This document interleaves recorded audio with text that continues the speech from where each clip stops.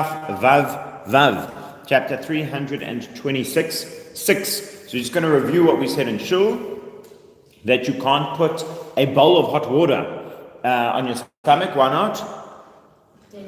Dangerous, might burn yourself, and also it's medical. You're not allowed to do medical interventions unless you are properly ill, correct. So therefore you can put on a hot water bottle or a bundle of clothes, says the Ramah. Hot water bottle, says the Mishna Brura, provided you don't have the medical concern. When you bathe in the river, what are we worried about? No, that is true, but that's not mentioned here. We're worried about that as you walk around with this water dripping off you, that you are carrying the water. Therefore, says the Mishna Brura, you must make sure to keep your towel close at hand, but as soon as you come out, you start rinsing. And in fact, the Mishna Brura is concerned that if it's like a very gentle slope into the deep part, that you're going to end up immersing yourself in the deep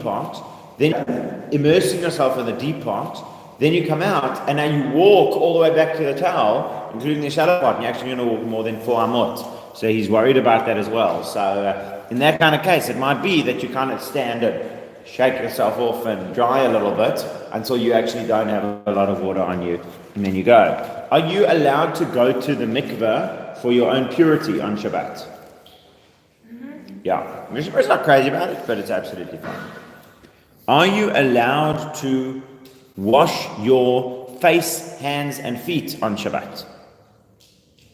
Yeah. Yes. Are you allowed to wash with things that are definitely going to take your hair off? No. What if there's some of the stuff that might take your hair off, but it's just a little bit, and most of it will not take your hair off? Then it's fine. The idea is we don't want, in the same way like brushing your hair with a hard brush and all that kind of thing, using these. Remember, especially in those days, they didn't have soaps in the same way that we do. So most of their soaps either didn't work or extremely harsh. Now we've got mild soaps that work. It's like we've got it just right, thanks to all the bunnies. But before then, right, it was either very harsh or, so often they would have soaps that would peel your skin off and make your hair fall out, but that was the only way to disinfect or to get clean. So as long as it's not really going to be taking your hair out, then that's all right. Then there's a discussion about cleaning your hands with other things. Now, again, we clean our hands with water, but if your hands are dirty, water is not enough. So we just get some soap from lying around. Again, in those days, number one, they didn't always have the soap. Number two, soap carries its own problems on Shabbat. So what they would often have was things that you would use to rub your hand to take off the dirt. So they would use oats, like an oatmeal kind of thing. Or they would use salt. Or they would use actually soap or fats. The concern with oats is that it might be, if your hands are a little bit wet, it might be then considered like kneading, lisha, right, creating this mixture. And number two is that it might be something that takes your hair off, right? So you've got hairy hands. But the answer is, as long as your hands aren't sopping wet and you aren't actually kneading, and as long as it isn't going to take the hair off your hands, that's not a problem. When it comes to salt, they are more mixed. The Ramah says you're not allowed to rinse your hands, wash your hands, clean your hands with salt. And the Mishna Brura says because you're going to melt the salt, right? You've got some water, whatever is going to melt the salt. And what that means is you are turning the salt into a liquid. Really, we'll say into a solution, that's fine. Turning the salt into a liquid. It's going from salt to salt water. And the problem with that is nolad. And more specifically, the problem is that you might come to squeeze fruit. Right? In the same way that squeezing fruit is taking the fruit and getting the orange juice out of the orange. So here it's like you're taking the salt and you're getting the salt water out of the salt. That's why it's not allowed. The Mishna Brura brings that there are those who permit it because with fruit, the fruit is there to get out fruit juice. And even with ice, which is a problem, the ice is there to get out water. But salt is not there to get out salt water. It just doesn't work like that. So there are those who permit it in such a case. When it comes to soaps and fats, there's the same question about dissolving, about taking them and turning them into liquids.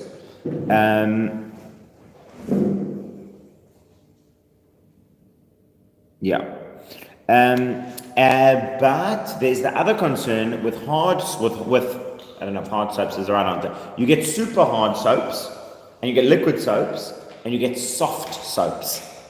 The problem with soft soaps is that you are smearing, exactly. That it's mamachek. Right, that's the issue. Okay. Then the next one is about showers and the shower system. Nisman, could I ask you to get me cold water from the water fountain? Thank you. If the water was heated on Shabbat, obviously you're not allowed to shower with it on Shabbat, but you're not even allowed to shower with it right after Shabbat. The water was heated on Shabbat, you're not allowed to shower with it right after Shabbat. Why not?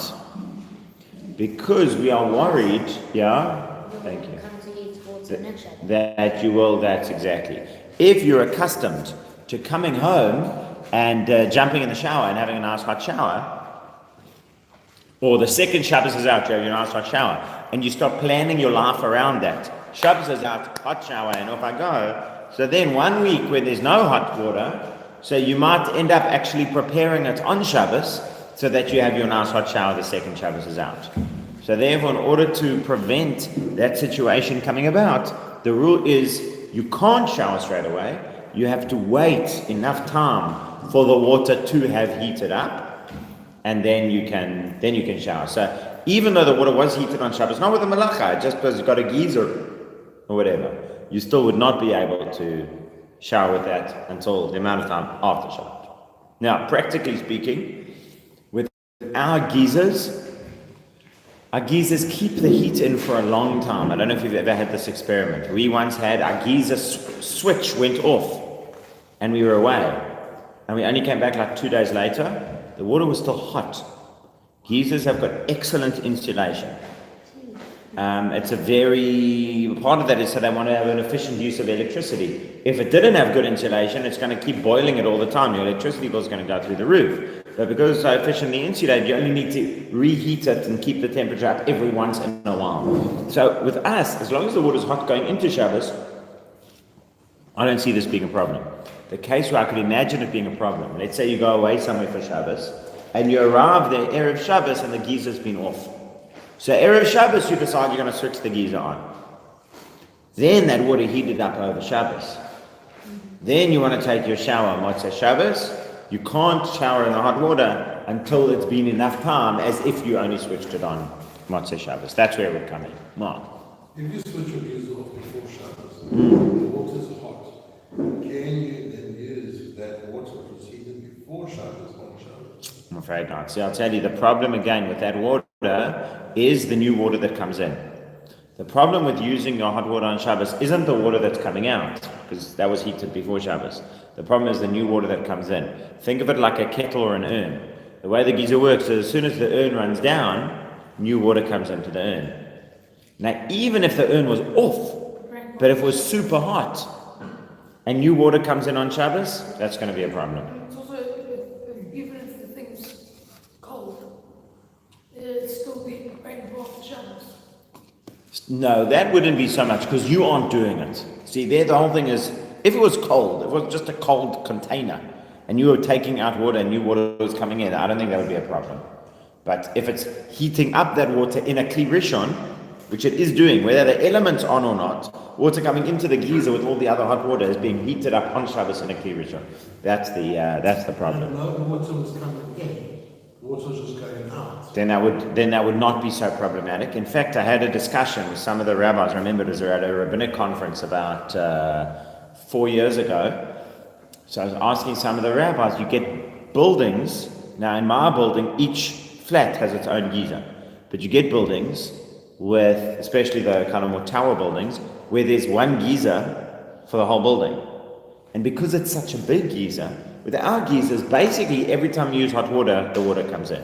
With those giant geysers, it works on like 100-liter system.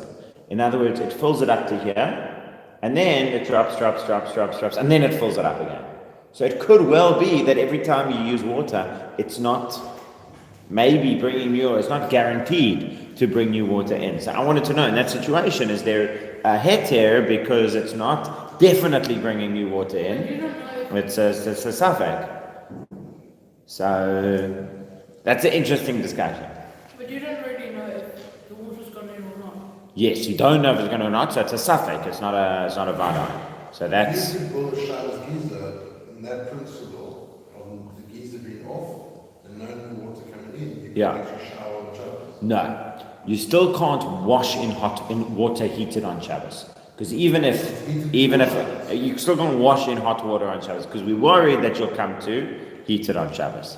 What you could do with that water is you could use it to wash your dishes or something like that. But you can't wash in hot water on Shabbos. Okay. Then he says, you're not allowed to go into the bathhouse on Shabbos, even if your intention in going in is only to sweat. Why? So, in other words, I'm going in to go to the sauna. Morris. Was a gazelle. Yes, Morris. Why? Yeah? Was a gazelle. What's a gazelle? Now, it's not exactly, it's interesting, it's not exactly the same as classic Marit Ayin, actually. What's the difference here? Is that there were people who were taking advantage of the heter. There were people who were going in to shower. And when they were caught out, they said, oh no, I'm just going in to the sauna. And so because you had these people who abused the heter, therefore the rabbis said, fine, right? There's a saying on the internet, that's why we can't have nice things. Right? The idea is that you have these people who mess stuff up, therefore we can't have nice things. So this is a good example. If it wasn't for those people who took advantage of it, you'd be able to go to the sauna on Shabbat, but because of these people who messed it up, so therefore you can't have nice things. So the Ramah says, some say you can't even go through the bathhouse, where it could be that you're going to end up. In other words, even if there's a lower level of steam, so that could also be problematic. Next halakha, if there is a city where Jews and non-Jews are living, and there is a bathhouse in operation, if there are mostly non-Jews, you're allowed to shower there as soon as Shabbat comes out, because their clientele is mostly not Jewish. But if it's mostly Jewish, or even if it's 50-50, you're not allowed to shower as soon as Shabbat comes out, because there it was, again, heated for Jews, so therefore you must wait until it would be enough time for it to be heated on Motzei Shabbat. Next chapter, 227, Dinei Sicha b'Shabbat, the laws of anointing yourself, using ointment on Shabbat. So he says, you've got some kind of injury, and what they would usually do is they would use a mixture of oil and vinegar. But he says, no, you can't use oil and vinegar. Why not? Because that's medication. So now I mentioned in shul this issue of medication. Let's unpack it a little bit more now. Why are you forbidden to do medical interventions on Shabbat? Because then you might come to ground medicine. Exactly. So the way that medicine always used to work was often, even today, sometimes the symbol for a pharmacy is a pestle and mortar. Right? You have the herbs and spices that you would grind up and make into paste and make the medicine. That's a melacha on Shabbat. And so that was so identified with medicine that you're not allowed to take medicine, and you're not even allowed to do a medical intervention. And that includes stuff like, a hot pack, if that's the kind of thing that's done, or ice pack, or all of these kinds of things, which are seen as medical things, not comfort things. You're not allowed to do any of those. It's a Gezerah D'Rabbanan. That's why the rabbis lifted it in the case of somebody's genuinely ill, because B'makom Choli lo Gazru Rabbanan. If somebody's sick, the rabbis never made the Gezerah. So when it comes to now putting on this kind of medication to make you feel better, you can't use oil and vinegar together because that's medication. You can't use shemen vered, rose oil, because that's medication. You can use regular oil because that's, regular oil. But if it's a place where people normally use rose oil just as a lotion, then that would be okay. And the Ramor adds the other side. And if it's a place where even regular oil people only use for medicine, then that's a problem. So what we see immediately is that this is context dependent. If this is something that is done for medicine, then it's no good. If it's something that's done not for medicine, then it's fine. Massage. So if this kind of massage is done just for comfort, then you could do it on Shabbat. If there's a kind of massage that's done only for medical intervention, then you can't. You heard that? Is it okay if I bring this book, one of the books of tradition? Of course. Of course. So I understand it's talking about ointment, you're talking about massage on Shabbat. Talking about? Ointment or the massage? Both. So you can have a massage on Shabbat as long as it's not for medical purposes. That's right. Now, there are other things you have to be worried about. You can't press so hard that you're going to definitely bruise the person. Right? There might be things like that. If you're talking about somebody who massages professionally, right? So then that might be an issue of like doing work on Shabbat. But if it's not the case, right?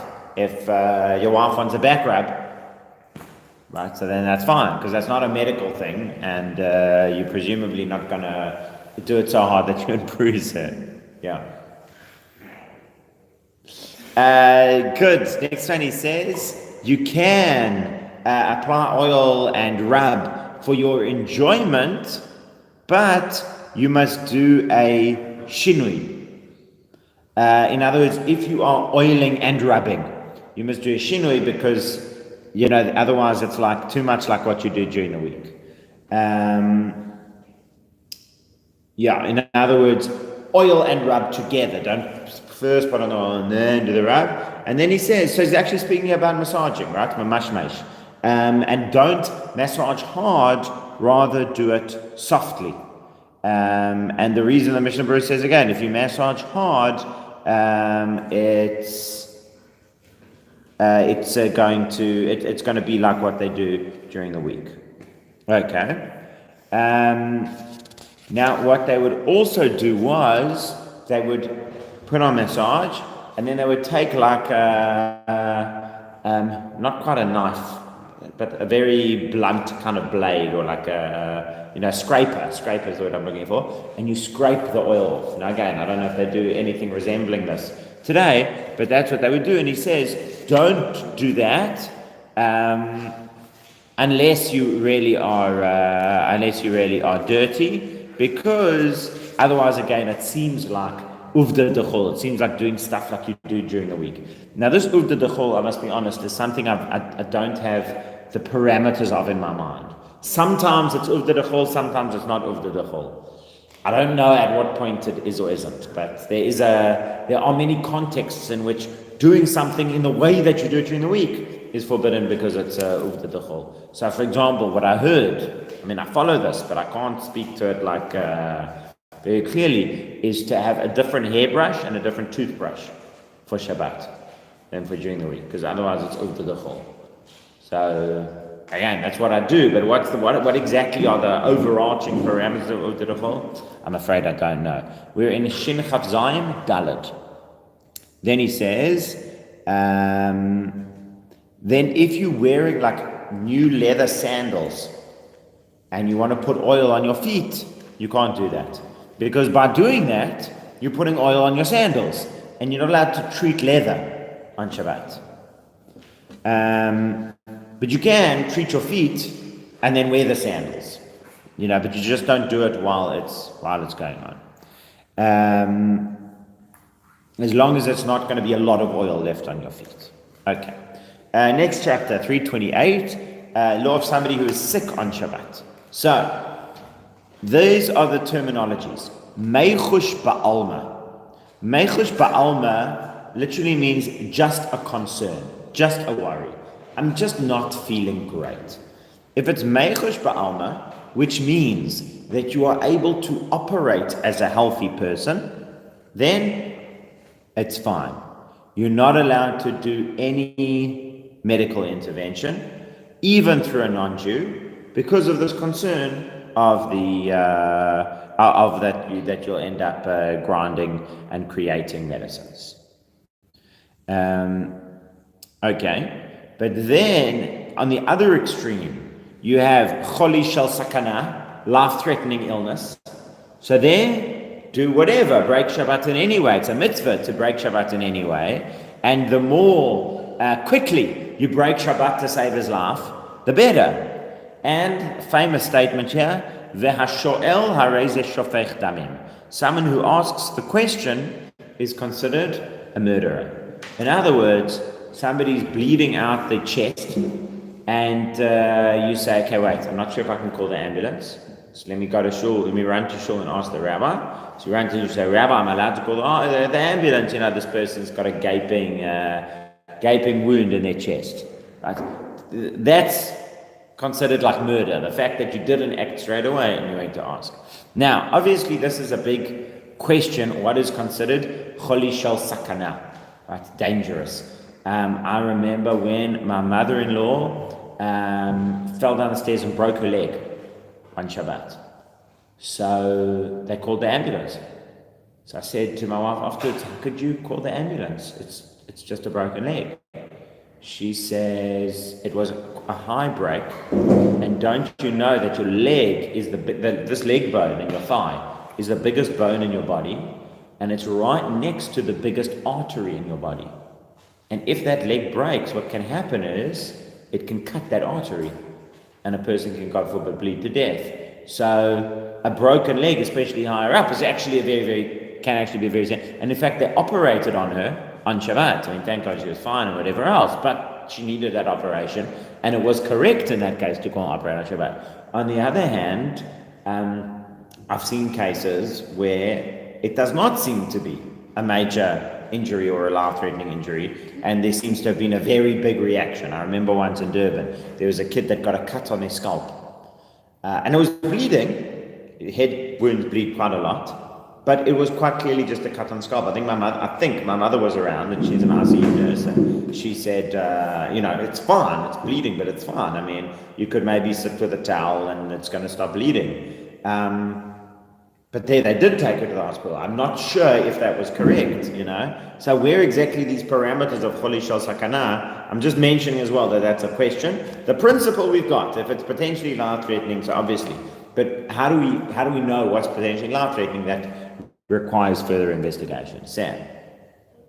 Well, even if you do break like an arm or whatever, like you said before that if you're like sick, but you can still act like nothing's wrong, then you can't do anything. Correct, then you can't do anything. So we've seen now two extremes. The one is, I'm not feeling great, but I'm actually operating normally. And the other one is, I could die from it. But if you have a broken arm, you're not going to be operating normally. So that's in between. We haven't discussed the in-between case. So we've said somebody who's meichosh ba'alma, we've said choli shel sakana. What you're asking is chole she'ein bo sakana. A sick person is not dangerously ill. He's just sick. So we'll come to that. Isn't that the same as losing a limb? We can do a shvush to shvush. Well, shvush to shvush is one thing. I mean, all these things we've got to look at. So now they start to give some definition. And this also, I'm just mentioning, this also requires further investigation. When the Shulchan Aruch says, these are the kinds of wounds that you can violate Shabbat, is that the halakha psuka? Is that the halakha and we don't deviate from it? Or do we say, this is the halakha based on their understanding of medicine, but today we have a different understanding of medicine? I'm not giving a ruling, I'm asking a question. I'm going to tell you what it says in Shulchan Aruch, but this might not reflect for practical questions or what. So he says, any kind of internal injury, in other words, from the teeth inwards, including the teeth, we would violate Shabbat. In other words, if somebody has a problem with his teeth, we break Shabbat because that's potentially life-threatening. Now again, is that something that we would say today? I don't know. And this is only if that one of the internal organs becomes damaged because of an injury or abscess or something. But if it's just painful, that's not what we're talking about here. But the Ramah says, if somebody's got really bad toothache and he wants you to take it out, tell a non-Jew to take it out. So if it's just a very sore tooth, you can get a non-Jew to take it out. But if you've got this terrible problem that's related to something internal from the teeth inwards, that's considered life-threatening. The internal injury does not need to be evaluated, even if there aren't doctors around. And he says, no, I don't think it's really so bad. No, we would still take him to the hospital. But if we know that this is not something that's gonna kill him, so then you don't break Shabbat in such a case, if you can recognize this injury. If it's not an internal injury, then you ask two people, the doctor and the sick person.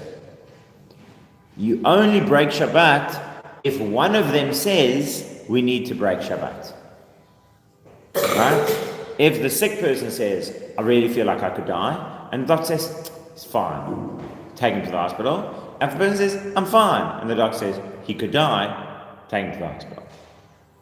An injury on the hand, on the back of the hand, or the back of the leg, or somebody who is bitten by a mad dog, I would say a rabid dog, or somebody who swallowed a luka. Have you got there what that is? Shin chaf chet vav. Somebody swallowed a luka, bitten by a rabid dog,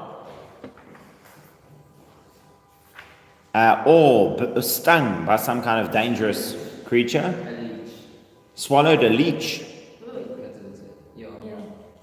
Whoa. Okay. What's a leech? A leech is like a slug. It's like a slug that sucks blood. So it would attach itself to your arm, and then like a giant mosquito slug, right? Attach itself to your arm and then drink your blood out there. Except, how would you end up swallowing it? I mean, that's, he's going swimming in the water. Old days they used to put it on you. Yeah. That's what the doctors used to do. Yeah, to take out poisons. Interesting. So now he says, even if he's like stung by a scorpion or whatever else, even if you don't know for sure it's a dangerous creature, we view this as if it's an internal and therefore dangerous injury. We break Shabbat. So now, he says again, an injury on the back of the hand or the back of the leg. Today, if somebody got cut on the back of their hand, would we rush them off to the hospital? I don't think, again, if it's deep enough, but yeah. I mean, my mother also told me once a story about a guy who was kind of saying he cut his finger. And he just cut his finger, he thought it was fine. But it just so happened that the way that he cut and what he cut, that it didn't stop bleeding. It's like the doctor with a sushi knife. Yeah, well that was different because that was a wrist. I mean, the wrist we know. But this was a finger. No, that was the back of her hand, it was right across here. Was it the back? I thought it was the front. I think it was, yeah. Okay. Yeah. So if it's bleeding so profusely, I mean, this guy that he cut his finger and he needed blood transfusions and whatever else. So then I understand, but if it just seems like it's, so I don't know. That's why I say we need to. This needs at least consultation, right, with experts in the field of medical halakha. Okay. Then he says, any injury that comes from steel. All right, or boils around. Trying to think if there's a good way to say it. I don't think there is. Around the anus, right? So boils around there, or an injury that comes from steel, or he gives a couple other things, and somebody who has like a very high fever, or a fever that. Comes together with like a fever and cold that come together, like the kind of alternating hot and cold, all of those. Somebody who, then he says, somebody who has too much blood, then, then you do bloodletting, then you get some of the blood out of it. So now again, this is not what we would do in 21st century medicine, but this was in the old days. They had this idea that if you had too much blood, you needed to let some of the blood come out. Okay? If somebody's worried about his eyes, or he's got like a stye, an infection in his eye, or he's got an injury that he's weeping, that his tears are coming out because of it, or if blood is coming out. In those cases, you would break Shabbat. Anything that the doctors say is dangerous, even though it's on the outside, not on the inside, we would break Shabbat. If one doctor says you need to break Shabbat, this is potentially dangerous, and another doctor says you don't need to break Shabbat, then what do? No, you break Shabbat. Some say you don't even need an expert doctor, as long as you're dealing with people who have some medical knowledge. And when it comes to something like this, it might save a life. So he's not a doctor, he's a paramedic, it's a nurse, it's somebody with some kind of physio, right? Somebody with some medical knowledge. So you would listen to them, because safek nefashot lahakel. When it's an issue of life, we'll go makel on what we need to know in order to violate Shabbat. Some say this is only when it comes to Jews who are giving you medical advice. But if it's a non-Jew giving you medical advice and he's not an expert, then don't listen to him. Some say that. I guess it would depend on the context. The way that he says it is because a Jew understands the severity of Shabbat. If it actually is life-threatening, a Jew's going to say you should go. And if it actually isn't life-threatening, then a Jew's going to say, then you shouldn't worry about it.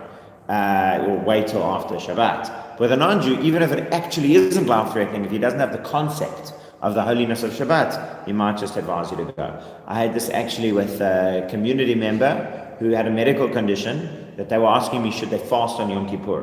And it was fairly complicated, and I didn't understand the medical story behind it. So I said, well, can I call your doctor and speak to him? So he said, yes, or whatever. So I called the doctor. So I said to the doctor, so what will happen if he doesn't eat on Yom Kippur? The doctor says, Rabbi, why are you getting involved? I told him that he should eat on Yom Kippur. It's not good for him if he fasts. I said, yeah, but how not good for him? He's like, I'm telling you, my medical opinion is that he should eat. I said, yes, but on Yom Kippur, you don't just eat because it's a nice thing, because it's not good to fast. We need to understand what the stakes are. And he said, I didn't say you should have steak. No, okay, I'm just joking.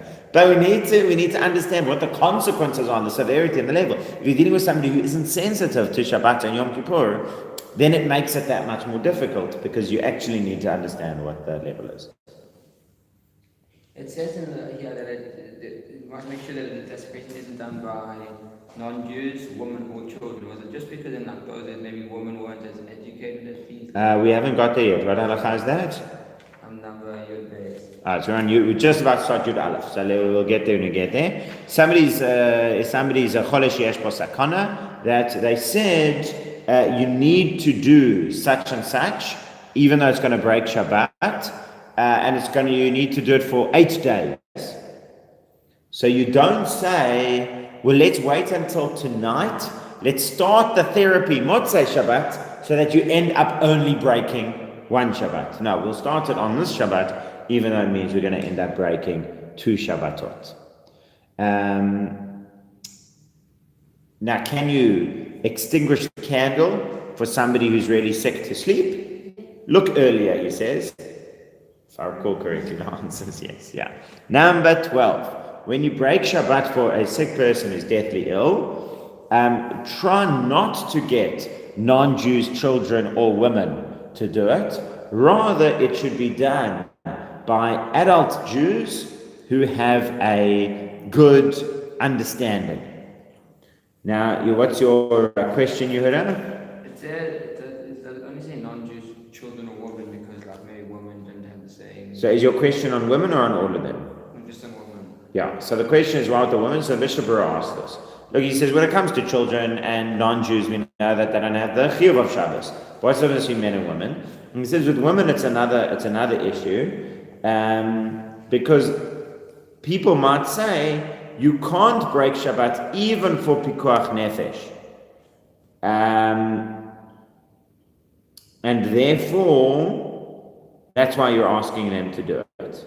And because of that, they don't really want to do it. I think what he means over here, so therefore, but still, how does that answer the question about women? I think he's saying women were generally not so well educated. So people who don't really understand, people who will get the wrong message, poorly educated people. Or he says what might happen is women might be lenient in the matter, and they might come to break Shabbat elsewhere. Because if you're saying, oh, you do it, so they're saying, oh, so it's not the same for men and women. It's interesting. I find generally people do not have a good understanding of the halachic status of different mitzvot when it comes to men and women. And I actually mentioned it this morning when it comes to Tfilat HaDerech. I was once going somewhere, it was me and a number of women together traveling somewhere, and we left the city limits. So they said, okay, it's time for Tfilat HaDerech. I said, yes. So I wasn't a rabbi then. So they said to me, will you say Tfilat HaDerech? I said, well, one of you want to say Tfilat HaDerech? No, a man must say Tfilat HaDerech. It's possible that there's some kind of tzniut reason or whatever why, but I don't think that's what they were saying. It's like, the man must fulfill the obligation for us. I don't have any more of an obligation than them. It's the same thing we had at lunch yesterday. Everyone had heard Kiddush and eaten at the bracha, except for one person who hadn't, who was a lady. So I said, does anyone need to get Kiddush? So she said, yes, I haven't heard Kiddush. I said, do you want to make Kiddush? No, I can't make Kiddush. You have to make Kiddush. Why do I have to make Kiddush? I've already heard Kiddush. She's got a chiyuv of Kiddush, right? But people don't always understand those things, and I would say this plays into that same kind of example, that if you say to her, listen, you break Shabbat, that might create this confusion. Okay, then the Ramah says, some say if it's possible to actually wait a little longer for Shabbat, or even without waiting, that you do it with a shinui. So then it is better to do it with a shinui. And if it's possible to do it through a non-Jew without having to wait at all, you should do it through a non-Jew.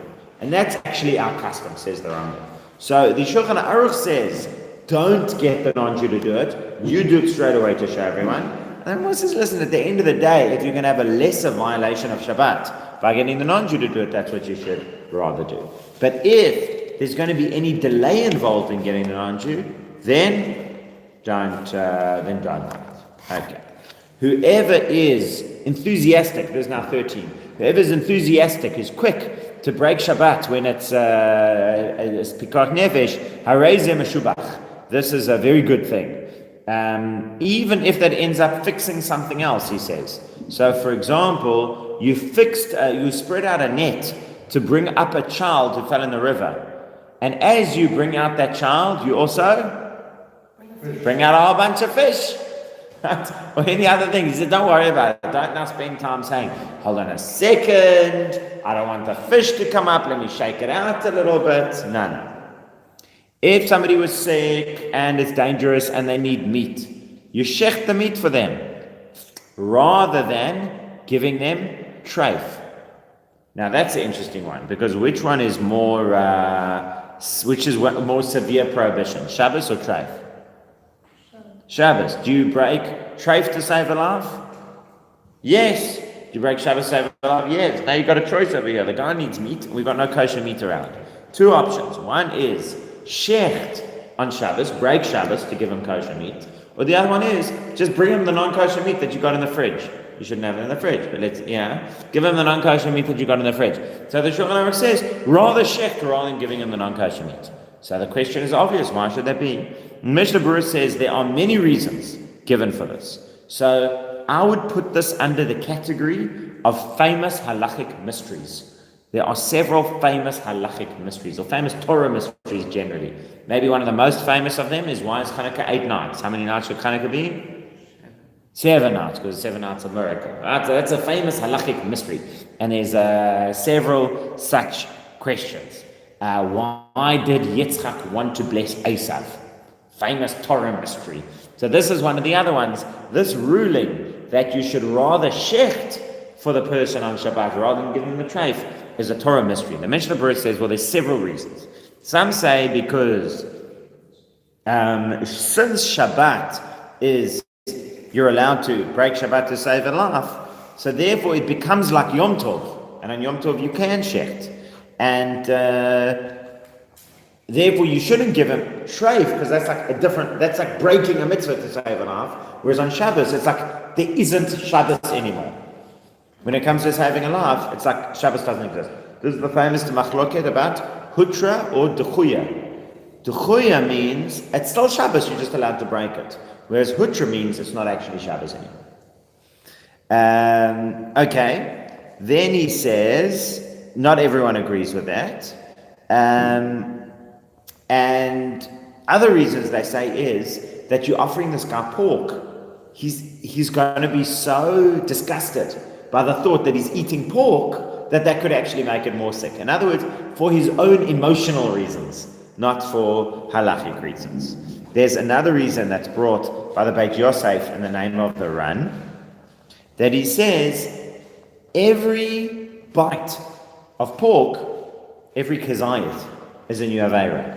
Whereas with shchita, it's just one strike of the knife, it's one aveira. So even though Shabbos is more machmir, but it's just once off. Whereas when it comes to pork, it's every kazayit is like a new aveira.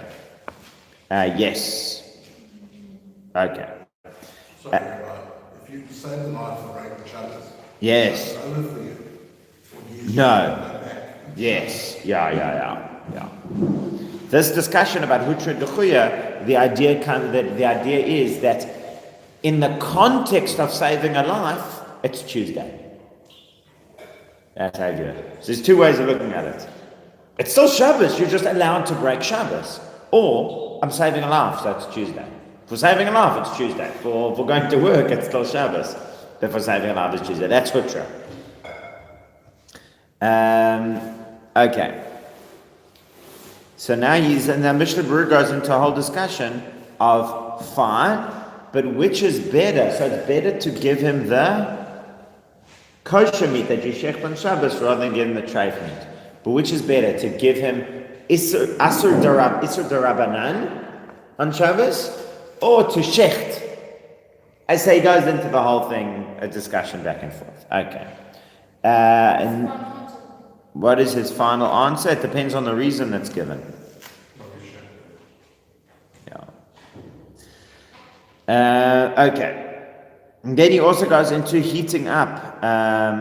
He goes into some other things as well. What if you need to heat up wine? You need to heat up wine for him. Should a Jew do it and break Shabbos and heat up the wine, or should a non-Jew do it and then make the wine treif? Right. So it's all the same parameters of the discussion. Okay. Then he says, if the doctors said this guy needs this amount, a grogeret, this amount of food, and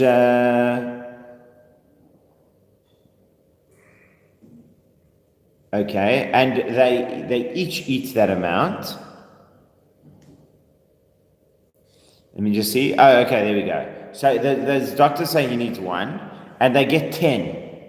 And they bring him these 10 different pieces. 10 different people. Dua rofim shetzarich, that he needs grogeret echad, ratzu asara ve'eviu lo kol echad grogeret. There we go. Okay. The doctor says, this guy needs this amount of food. He's got 10 friends who all run out and bring it on Shabbos. So they are all patur. None of them are considered violate Shabbos, and they all have schar tov ma'et Hashem. They've all got good reward from Hashem, even if the first one was all that he needed, right? Because each of them went out not knowing that it would be enough to have the first, or that they wouldn't be first, or whatever else. Okay, if he needs 2, and they only find 2 on 2 different. Oh, okay. So he's talking about actual figs, right? You've got figs. So he needs 2 figs. There's one place where one branch has got 2 figs, where 2 branches have got 2 different figs, and another place where one branch has got 3 figs. Should you cut 2 branches with 1 fig each, or 1 branch with 3 figs? See, you cut the 1 branch with 3 figs. Okay, but if it's one branch with 2 figs and one branch with 3 figs, cut the one branch with 2 figs. And if it's, the Ramah says, but if it's urgent, don't start counting figs on the branches. Just take what you need and get out of there. Okay. Now, the next category is the one that we deal with most often. And this is what's known as Chole Shenafal Mechamat Cholio Lemishkav Ve'ein Bo Sakana. A sick person who is so sick that he's lying in bed, but he's not life-threatening. And there are more adds, or that he's in pain and his whole body feels in trouble and in pain because of this. Then, even though he's actually still walking around, it's like Cholel Mishkav. This is now a separate category, and he actually, now it's not like the sick person will break Shabbat and whatever, but it's not Mechash Ba'alma, we're not allowed to do any medical intervention. In this case, there is some medical intervention allowed, and what that is, we'll have to see another time.